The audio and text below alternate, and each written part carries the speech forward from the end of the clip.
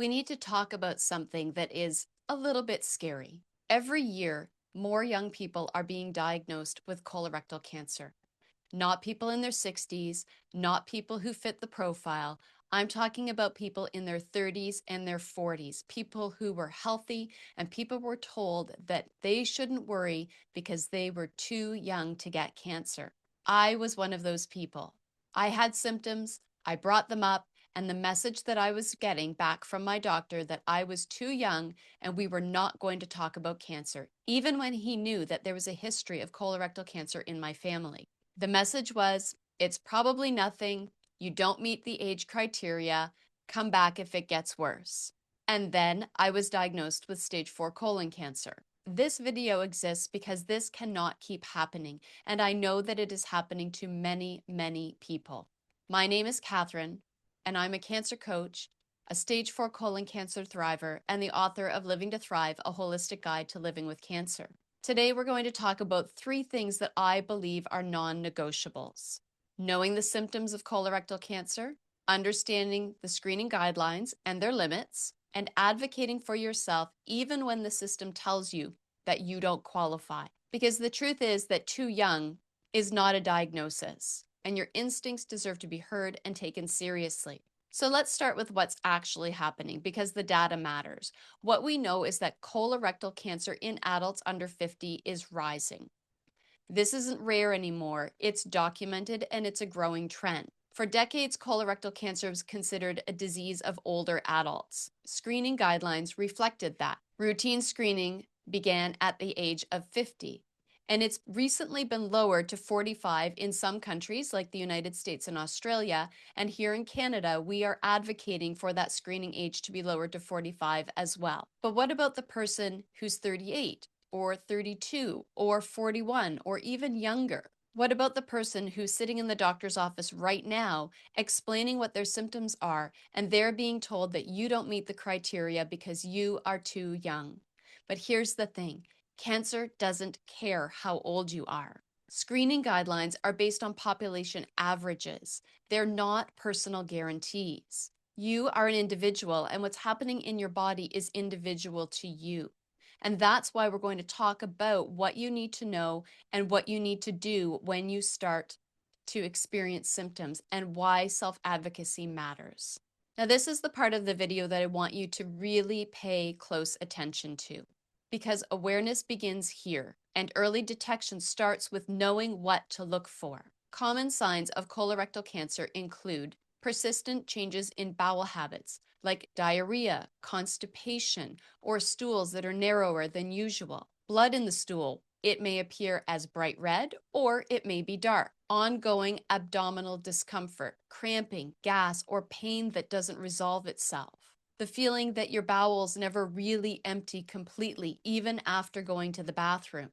Unexplained weight loss. Persistent fatigue that isn't sleep or stress related. Iron deficiency anemia. These are all classic symptoms of colorectal cancer. Now, I want you to know something else.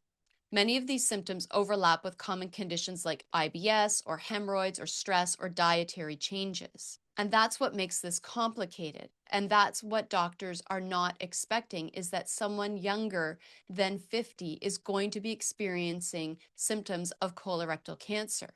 But here's the word that changes everything: persistence. If something changes in your body and doesn't resolve, that is not something to explain away. That is information. Your body whispers. It whispers signals to you before it starts to scream them at you. My body whispered, and I minimized it for a long time. I rationalized it. I told myself I was busy, stressed, too young. But in the back of my mind, I also knew that my dad had died of stage 4 colon cancer when I was just 22 years old and he was 63. I knew in the back of my mind that colon cancer could be a possibility. And when I shared that with my doctor, he told me that I was too young. So maybe you tell yourself that it's nothing you need to worry about. But what if it's not nothing? The earlier that colorectal cancers are found, the better the chances of survivability. So let's talk about screening. As I mentioned, The screening guidelines are different in different countries. Some it's still 50 and some have lowered it to 45. And that's a positive change. But average risk does not mean your risk. If you have any of the following, you may qualify for earlier screening: a family history of colorectal cancer or polyps, a personal history of inflammatory bowel disease, persistent symptoms that have not been explained or resolved, and a gut feeling that something is wrong. When you know your body, you know when something is wrong. And a lot of us don't trust our gut instinct or don't listen to our instincts. In this case, you need to trust yourself. The gold standard for screening is a colonoscopy. It allows the doctor to look inside of the colon for anything that is abnormal, including polyps that can be removed before they become cancerous. There are also stool-based tests available. You may get a test in the mail. All you have to do is put a sample of your poop on a piece of paper and mail it to a laboratory where they will look for microscopic information related to colorectal cancer. But if you have symptoms, a stool test is not enough. If you have symptoms, do not let a negative stool test be the end of your line of questioning. Symptoms deserve a conversation. Ask for a colonoscopy, ask what comes next, and keep asking. This is what I wish someone had handed me before my early appointments. Self-advocacy is not about aggression. It's not about being confrontational or difficult. It's about being clear, specific, and persistent. It's about treating your own life as if it's worth fighting for, which it is. So here's exactly what it looks like. Document your symptoms before an appointment. Write down what you've been experiencing, how long you've been experiencing them for, and how they are impacting your daily life.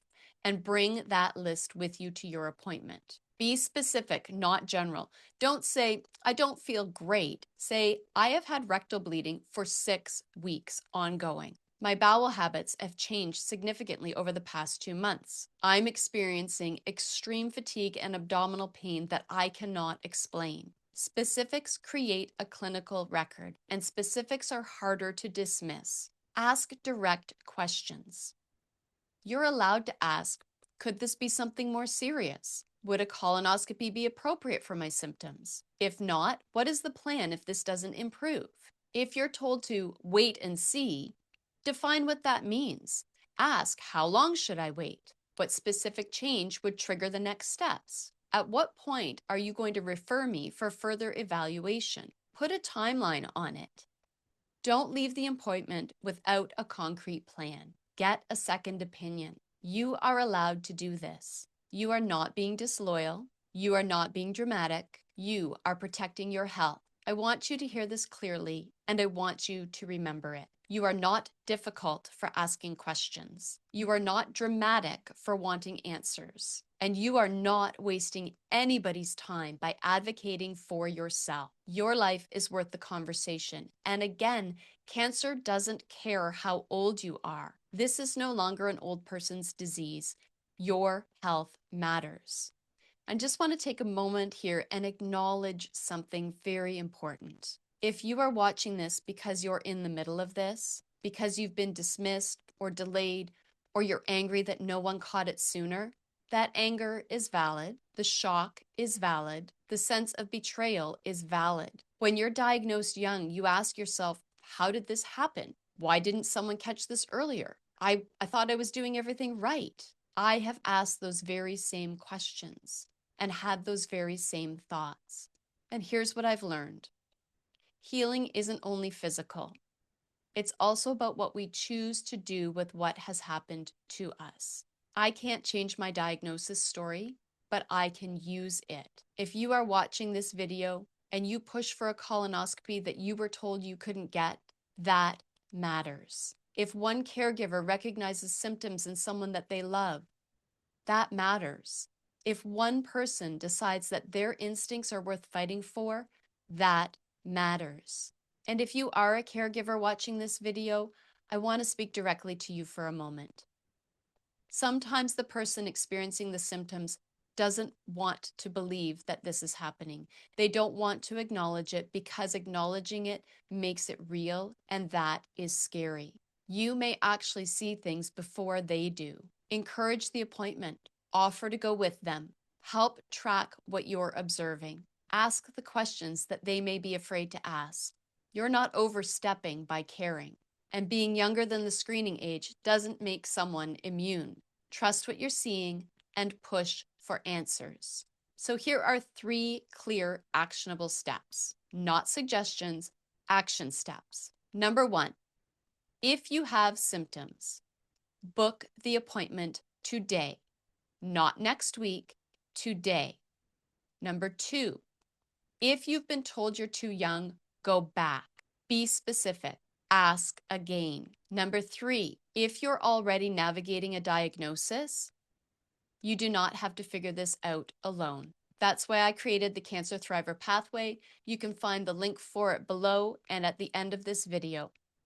This is a place to come and get the support that you deserve when you are living with a cancer diagnosis. You can schedule a call to learn more in the link below. And while you're there, download my free guide to managing cancer in everyday life. I want to leave you with this.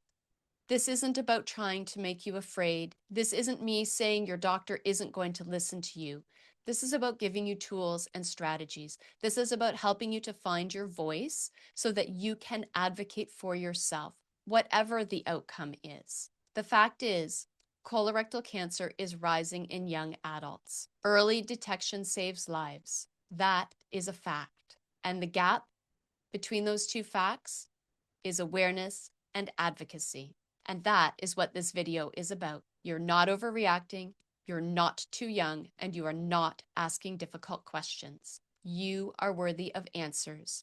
You are worthy of care, and you are worthy of being taken seriously. Trust your body, document the symptoms, push for the screening, ask again if you have to, and remember, self-advocacy isn't a personality trait, it's a skill, and it's one you can build. So check out the information below about my Cancer Thriver Pathway and booking a consultation call, and about downloading the guide to managing cancer in everyday life.